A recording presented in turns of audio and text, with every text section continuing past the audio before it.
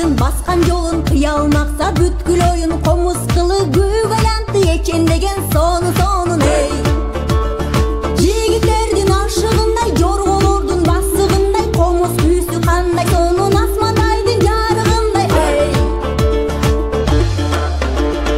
Канына күч таратат, бийиктикти саматат, комуз күйсү кыргыздын эй алга сүрөп баратат. Канына күч таратат, бийиктикти саматат, комуз күйсү кыргыздын эй алга сүрөп баратат.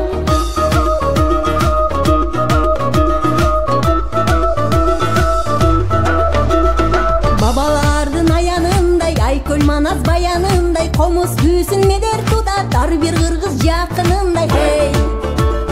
Кыргыз Республикасынын президентинин 2024-жылдын 18-декабрындагы номер 369 менен бекитилди.